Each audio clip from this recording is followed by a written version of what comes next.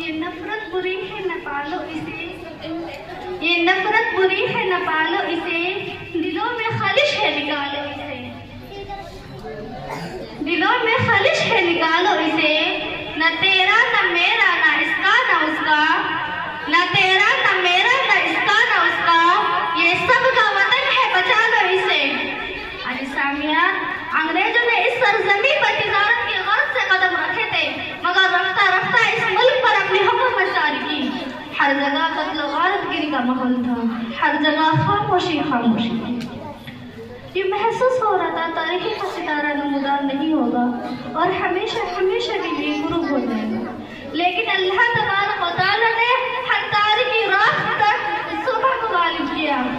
जुल्म की टहनी कभी डलती नहीं, जुल्म की टहनी कभी फलती नहीं, नामुबारक की सदा चलती नहीं। जिस सामियात, अल्लाह ताला के करम से हमें आज़ादी का शर्फ हासिल हुआ।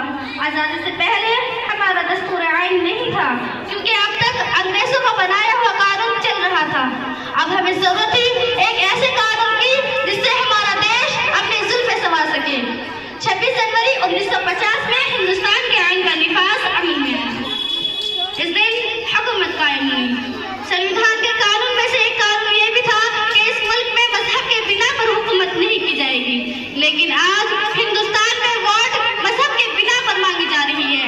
सियासत के नाम पर मजहबों से खेला जा रहा है। इस गुलिस्तान चमन पर बदनजर किसकी पड़ी, इस गुलिस्तान चमन पर बदनजर किसकी पड़ी। हिंदू मुसलमान से कहता है ये चमन नहीं तुम्हारा। हर मजहब वालों से है ये मुल्क मबनी, हर मजहब वालों से है ये मुल्क मबनी, फिर किस बिना पर कहते हो ये चमन नहीं हमारा। जी सामिया, आज हिंदुस्तान के अवाम को खाने के लिए राशन की जरूरत नहीं, पढ़ने के लिए किताबों की जरूरत नहीं, रेप केस पर बोलने की जरूरत नहीं, लेकिन मस्जिदों के तह में भगवान ढूंढने की जरूरत है। गैर महफूज यहाँ माओ बहनों की इज्जतें हैं, गैर महफूज यहाँ माओ बहनों की इज्जतें हैं, मगर ऐप पर्दे में निकालते हैं। बेरोजगारी से है आवाम परेशान, डिग्री भी है बेकार पड़ी, लीग स्कूल और कॉलेज के पेपर हो गए, फिर भी तलाशी खामियां मदारिस में करते हैं। हाजी सामियात, जिस मुल्क को आजाद कराने के लिए देवबंद के उलमा शामली में तोपों का निशाना बने, जिस मुल्क को आजाद कराने के लिए सन 1857 ईस्वी में 51,000 उलमाए इकराम शहीद हुए, आज उसी मुल्क के लोग उन्हीं के मदारिस को दहशतगर्दी का अड्डा बताते हैं। आज उसी मुल्क के लोग उन्हीं के उलमा को मतमुल्ला जैसे नाज़ेब लक़ब से पुकारते हैं। मत पूछो दास्ताने हिंद, मत पूछो दास्ताने हिंद, यहाँ हुक्मरानी फिरौनी है। आज सामियात, हमसे पूछा जाता है तुम्हें संविधान प्यारा है या कुरान। मैं कहती हूँ कि किसी मुसलमान ने तुमसे ये कहा तुम्हें तुम्हारे धार्मिक किताब प्यारी है या संविधान। हम कुरान पर अमल करते हैं या नहीं, ये हमारा मजहबी मामला है, लेकिन हम संविधान को हिंदुओं से ज्यादा फॉलो करते हैं। यही सबसे बड़ी दलील है हमारे हिंदुस्तानी होने की। अरे हम तो अपना मजहबी हक भी हिंदुस्तानी कानून के दायरे में रहकर मांगते हैं। अगर हम संविधान को फॉलो करने वाले ना होते तो आप हमसे हमारी बाबरी मस्जिद कभी नहीं छीन पाते। मगर मुसलमानों, ये सोच कर सब्र करो, मुल्कों की हुकूमत बदली जाती है कायनात का खुदा नहीं। मैं उन लोगों तक ये बात पहुंचाना चाहती हूँ जिन लोगों के हाथ में जरा भी हुकूमत है।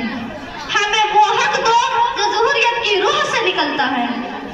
मुसलमानों को हर तरीके से मजहबी आज़ादी चाहिए। हम अरबाब हुकूमत से कहना चाहते हैं, हम हिंदुस्तान की सरजमी पर अपने रब के सामने सजदारेज़ होते थे, होते हैं और इंशाअल्लाह होते रहेंगे। हम इस मुल्क की फिजाओं में आज़ादी देते थे, देते हैं और इंशाअल्लाह देते रहेंगे। हम इस मुल्क के पाक पानी से वुज़ू करते थे, करते हैं और इंशाअल्लाह करते रहेंगे। हम इस मिट्टी से तयम्मुम करते थे, करते हैं और इंशाअल्लाह